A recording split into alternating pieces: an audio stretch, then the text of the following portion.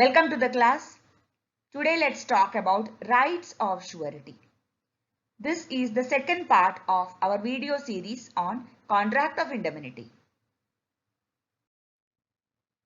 When we talk about rights of surety, those rights are divided into three categories. So the first one is rights of surety against principal debtor. Okay, let's see what are they. The first right is right of subrogation. Subrogation, we all know, is stepping into the shoes of another person. So in this case, surety, by paying off the debt of the principal debtor, steps into the shoes of the creditor, isn't it? Because principal debtor had to pay to the creditor which he could not pay. He has committed a default and therefore surety has paid off the creditor and therefore creditor is out of the picture now. But at the same time, now in the position of creditor, now surety stands and therefore whatever rights creditor had against principal debtor, now surety will enjoy. In the first video, we have explained this point very clearly that there is a third and implied contract, that is between principal debtor and surety, by which the principal debtor is bound to pay off surety once surety pays off creditor on behalf of the principal debtor. Okay, so the same situation now we are discussing, that in case principal debtor commits a default and surety had to pay off, now surety comes to the position of the creditor. Whatever rights creditor had against the principal debtor, now surety will have. Means now surety can insist on the repayment to the principal debtor. Surety can tell the principal debtor, now you have to make the payment. He can send a notice. He can initiate legal proceedings. Whatever the creditor could do, now surety can also do. Okay. Now what is the second right? Right to indemnity. This becomes an issue in case if the surety had to incur some loss due to the default committed by the principal debtor. When the liability of the surety comes into the picture, as we have already seen, surety has the secondary liability to pay. And therefore, the principal debtor has already committed a default, and if such an action has caused the surety to pay some extra amount other than the borrowed amount to pay off either as a part of compromise or as a part of legal proceedings in any method within the power of the contract of guarantee, if within the power guaranteed by the provisions of the contract, if surety had to suffer any expenditure, surety incurred any expenditure on behalf of the principal debtor towards this particular debt, all such expenses has to be paid off by the principal debtor. Got the point?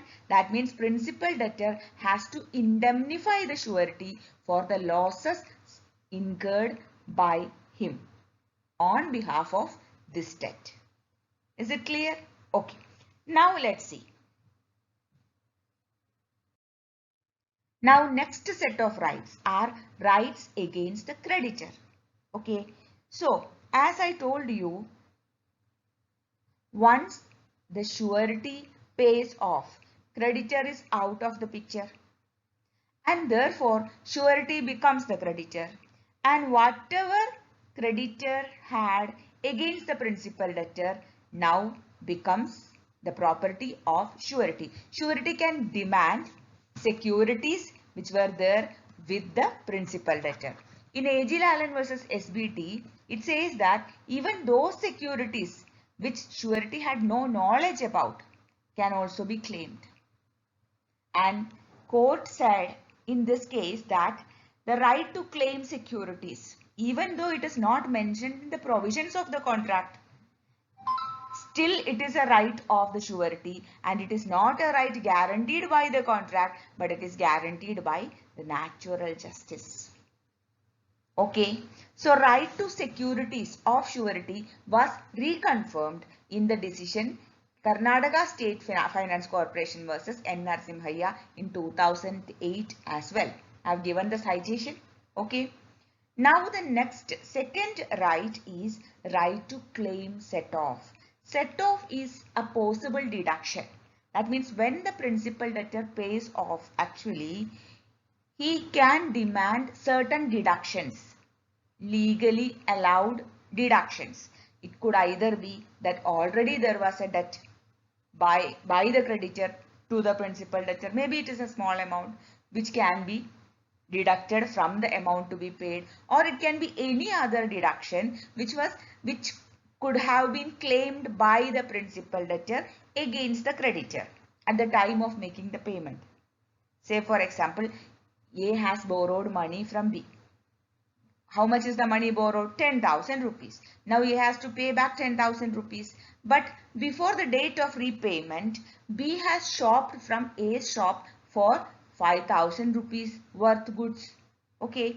Now the total amount which A will have to pay is only 5,000, because that 5,000 will have to be deducted from the total amount of 10,000. This is an example of set off or counter claim. Okay. So at the time of repayment, the principal debtor would have paid only 5,000, not 10,000. Okay. So in case principal debtor makes a default, surety has to pay off, and the surety also will have the right to claim all such counter claims and set off, etc. Okay. Yeah. Now let's see right against co-sureties. Okay, let's see. Before that, let me explain. If there are more than one surety in one particular debt. Okay, say for example, A has borrowed money from B. X, Y, Z, three people are giving surety. So each of them are co-sureties. Now let's see what are their rights. Actually, first let us talk about their liabilities, because their liabilities are joint and several. Even though they will contribute in making the payment, the creditor can ask even any one of them for the payment of the full amount. Okay. And in the absence of any particular provision, in the absence of any contrary provision, they have a liability to contribute equally. Then, the creditor may release one surety. That does not mean that other sureties are also released. No. Release of one surety does not mean release of other sureties. Creditor will have to separately, specifically release each surety in that case. Okay. Now, agreement between sureties will not affect creditors' rights. As I told you, between the sureties, they can enter into any agreement. They can have any provisions, any conditions. Say for example, one surety can say that only if you commit a default, then my turn comes. Only then I will make payment. Such agreements they can have, but that will not affect the rights of creditor, because their liability is joint and several. Okay. Now the last one, liability in case bound for different amounts. If sureties are bound to pay different amounts, say for example, X says I'll pay only 5,000. 5,000 is my limit. Y ready to pay 15,000 rupees. Z ready to pay 25,000 rupees. In that case, as long as possible, they will contribute equally. But when the amount goes above the prescribed limit of any particular surety, the remaining amount will have to be shared among other co-sureties. Okay, that's all about rights of surety. This was the second video in this series. We'll see you again with the third part of contract of indemnity. Till then, bye.